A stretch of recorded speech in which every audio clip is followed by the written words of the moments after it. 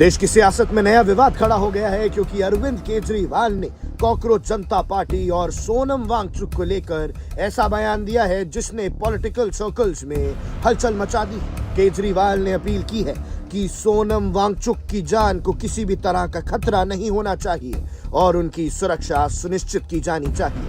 इस बयान के बाद सियासी प्रतिक्रियाओं का सिलसिला और तेज हो गया। आखिर सीजेपी को लेकर विवाद क्या है? सोनम वांगचुक के मुद्दे पर इतनी बड़ी बहस क्यों छिड़ गई है और धर्मेंद्र प्रधान का इस्तीफा मांगने के लिए अब अरविंद केजरीवाल भी जुड़ गए हैं। आपको याद दिला दें, अतिशी अभी कुछ दिन पहले जंतर मंतर पहुंची थी और उन्होंने सीजेपी और सोनम वांगचुक का साथ दिया था, लेकिन उसके बाद से लगातार सोनम वांगचुक की तबीयत खराब होती जा रही है। ऐसे में आज केजरीवाल ने क्या कहा और क्या है सोनम वांगचुक की तबीयत पे अपडेट, आप स्वयं देखिए। कॉकरोच जनता पार्टी, अभी उनका धरना चल रहा है कि किस तरह से पेपर लीक के खिलाफ उन लोगों ने धर्मेंद्र प्रधान का इस्तीफा मांगा है। सोनम वांगचुक वहां पे कई दिनों से हंगर स्ट्राइक के ऊपर हैं, उनकी तबीयत खराब हो रही है। मैं ये कहना चाहता हूं कि हम कॉकरोच जनता पार्टी के धरने का समर्थन करते हैं पूरी तरह से।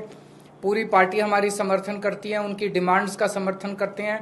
धर्मेंद्र प्रधान को इस्तीफा देना चाहिए, तुरंत देना चाहिए और सिस्टम्स ठीक करने चाहिए ताकि आगे से कभी भी कोई पेपर लीक ना हो और बच्चों को परेशानी ना हो।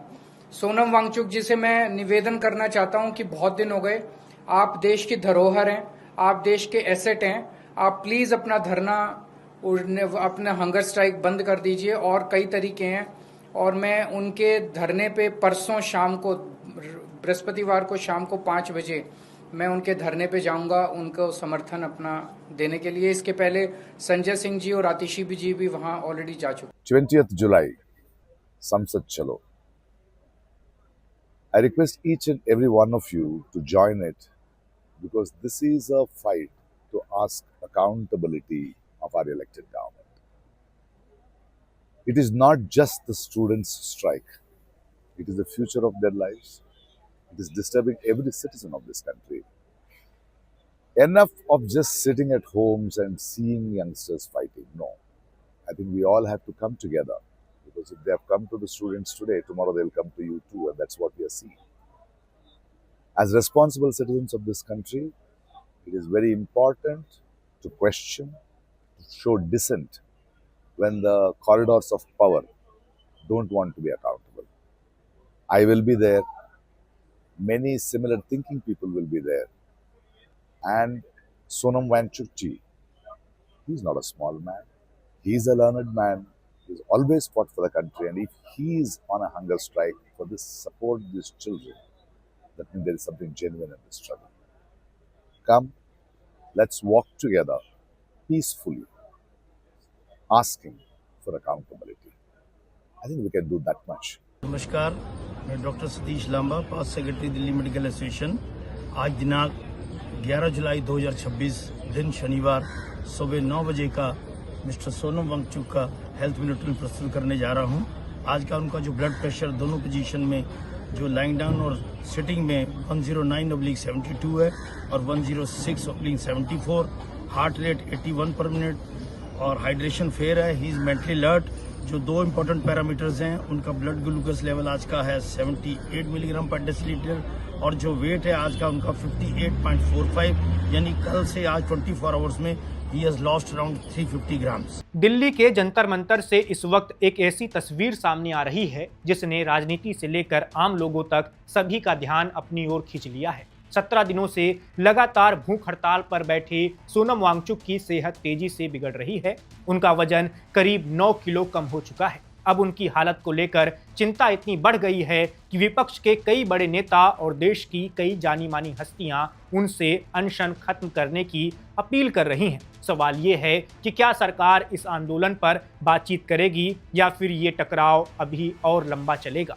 सोनम वांगचुक 28 जून से दिल्ली के जंतर मंतर पर आमरण अनशन कर रहे हैं। उनकी मांग है कि नीट पेपर लीक और परीक्षाओं में हुई कथित गड़बड़ियों की जिम्मेदारी तय हो और केंद्रीय शिक्षा मंत्री धर्मेंद्र प्रधान इस्तीफा दें। उनका कहना है कि लाखों छात्रों के भविष्य से जुड़े इस मामले में जवाबदेही तय होना जरूरी है। इसी मांग को लेकर उन्होंने भूख हड़ताल शुरू की थी, जो अब 17वें दिन में पहुंच चुकी है। अनशन शुरू होने के समय सोनम वांगचुक का वजन 67 किलो था, लेकिन अब उनका वजन करीब 8.5 किलो घट चुका है। लगातार भूखे रहने की वजह से उनकी शारीरिक स्थिति कमजोर होती जा रही है। आंदोलन से जुड़े लोगों का कहना है कि उनकी मांसपेशियां भी कमजोर होने लगी हैं और डॉक्टर लगातार उनकी सेहत पर नजर रख रहे हैं। इसके बावजूद वांगचुक अपने फैसले पर अडिग हैं। इस बीच विपक्ष भी पूरी तरह सक्रिय हो गया है। समाजवादी पार्टी के अध्यक्ष अखिलेश यादव ने कहा, जिस सरकार को सोनम वांगचुक अपने आमरण अनशन से जगाने की कोशिश कर रहे हैं, वो संवेदनहीन और भ्रष्ट व्यवस्था में बदल चुकी है। उनके मुताबिक ऐसी सरकार के लिए किसी का भी बलिदान मायने नहीं रखता। उन्होंने सरकार से इस मामले में गंभीरता दिखाने की अपील की है। दिल्ली के पूर्व मुख्यमंत्री अरविंद केजरीवाल ने भी आंदोलन को समर्थन देने का ऐलान किया है। उन्होंने कहा कि वो जंतर मंतर जाकर सोनम वांगचुक और आंदोलन कर रहे लोगों से मुलाकात करेंगे और उनके समर्थन में खड़े होंगे। इससे साफ है कि यह आंदोलन अब सिर्फ एक सामाजिक मुद्दा नहीं, बल्कि राजनीतिक बहस का भी बड़ा विषय बन चुका है। शिवसेना प्रमुख उद्धव ठाकरे ने भी इस आंदोलन का समर्थन किया है। उन्होंने कहा कि उनकी पार्टी सोनम वांगचुक और इस आंदोलन के साथ खड़ी है। उद्धव ठाकरे ने आंदोलन से जुड़े अभिजीत दीपके से फोन पर बात की और सोनम वांगचुक से स्वास्थ्य को देखते हुए भूख हड़ताल खत्म करने की अपील भी की है। तृणमूल कांग्रेस की सांसद महुआ मोइत्रा ने भी सोनम वांगचुक को संदेश भेजा है। उन्होंने कहा, आपके उपवास ने देश के युवाओं को एकजुट किया है। उन्होंने सरकार पर आरोप लगाया कि उसे ना तो आपकी चिंता है और ना ही करोड़ों युवाओं की, लेकिन आपके जीवन की कीमत है, इसलिए अनशन खत्म कर लड़ाई जारी रखिए। बता दें कि आंदोलन का नेतृत्व कर रही कॉकरोच जनता पार्टी के संस्थापक अभिजीत दीपके ने दावा किया है कि सरकार अब तक बातचीत के लिए आगे नहीं आई है। उनका कहना है कि सोनम वांगचुक की जान को खतरा है और उनकी हालत लगातार बिगड़ रही है। दीपके ने बताया कि उन्होंने भी वांगचुक से अनशन खत्म करने की अपील की, लेकिन वांगचुक का जवाब साफ था। उन्होंने कहा, मुझसे अनशन खत्म करने के लिए मत कहिए, सरकार से पूछिए कि वो बातचीत क्यों नहीं कर रही है। अब ये आंदोलन सिर्फ जंतर मंतर तक सीमित नहीं रह गया है। ये देश की राजनीति, शिक्षा व्यवस्था और सरकार की जवाबदेही पर बड़ा सवाल बन चुका है। एक तरफ लगातार बिगड़ती सेहत है, दूसरी तरफ सरकार पर बढ़ता राजनीतिक दबाव। ऐसे में सबकी नज़र इस बात पर है कि क्या सरकार बातचीत का रास्ता चुनेगी या फिर ये टकराव और गहरा होता जाएगा। आने वाले दिनों में इस आंदोलन की दिशा और सरकार का रुख दोनों ही सब कुछ तय करने वाले हैं। पता चल जाएगा आखिर होगा क्या। इस वीडियो में बस इतना ही। मेरा नाम वैभव है, आप देखते रहिए वन इंडिया।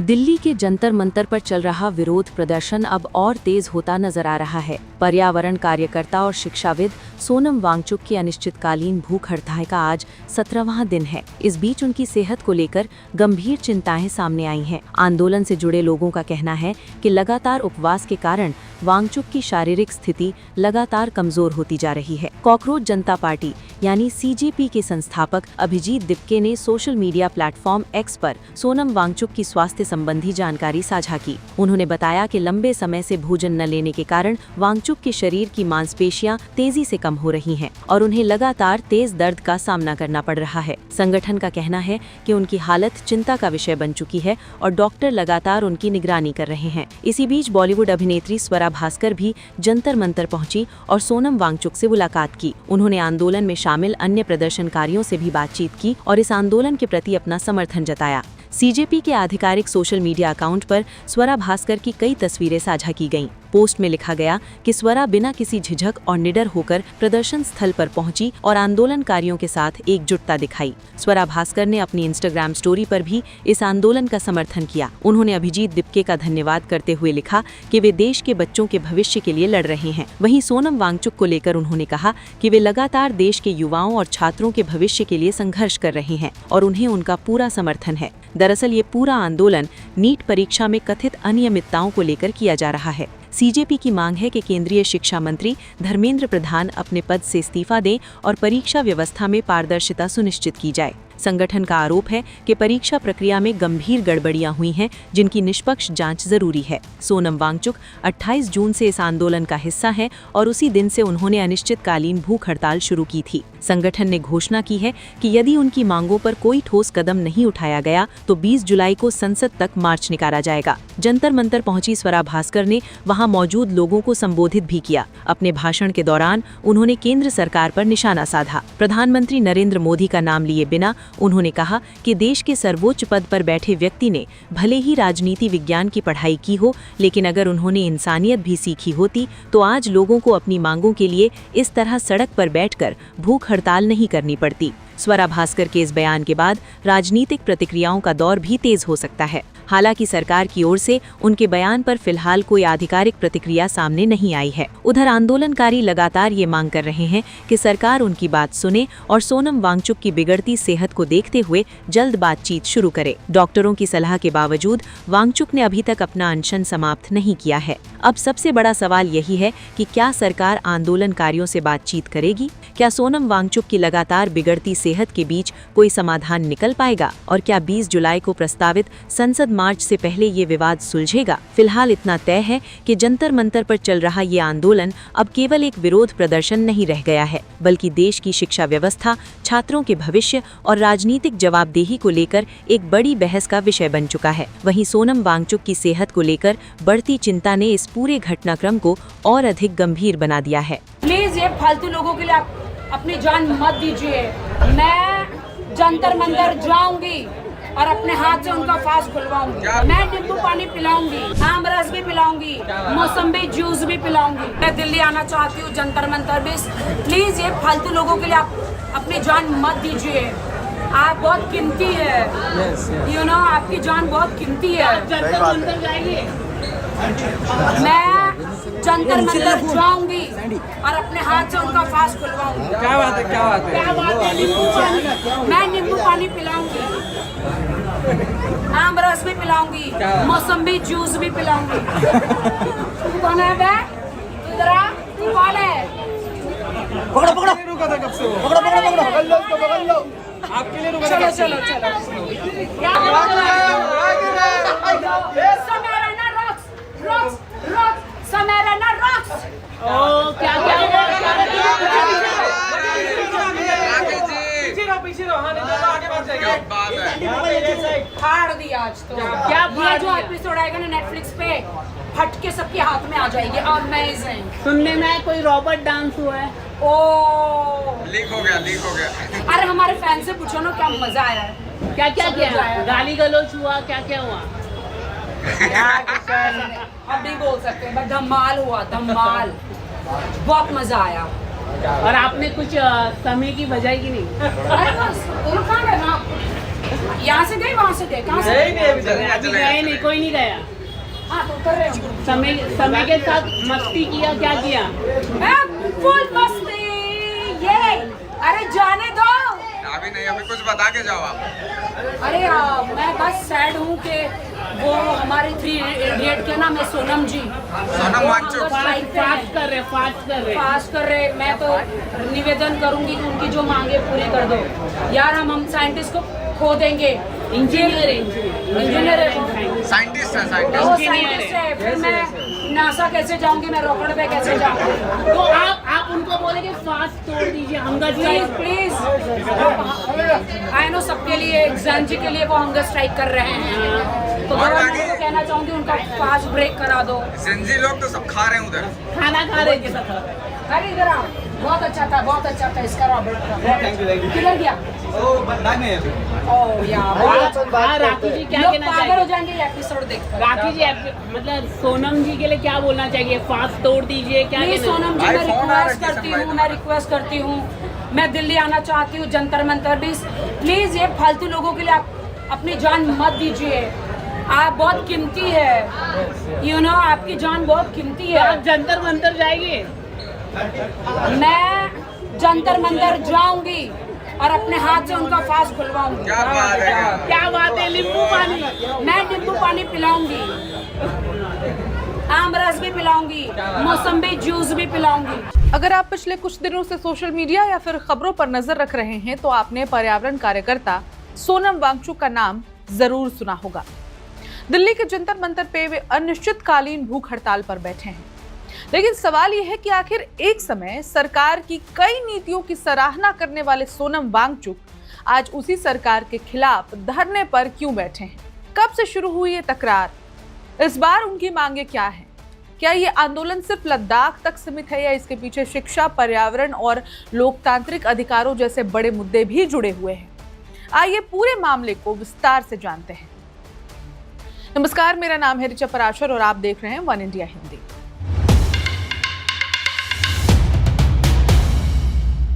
दरअसल सोनम वांगचुक का ये विरोध अचानक शुरू नहीं हुआ है। इसके पीछे कई वर्षों से चली आ रही मांगे, अधूरे वादे और लगातार बढ़ता असंतोष जुड़ा हुआ है। वांगचुक का कहना है कि लद्दाख के लोगों से किए गए कई महत्वपूर्ण वादे आज तक पूरे नहीं हुए।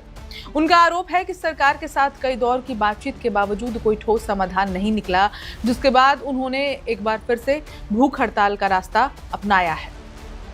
और इस बार का भूख हड़ताल उनका सिर्फ लद्दाख के मुद्दे पर नहीं है, बल्कि कॉकरोच जनता पार्टी का जो एजुकेशन मिनिस्टर का इस्तीफा है, इस मुद्दे पर भी वो भूख हड़ताल कर रहे हैं।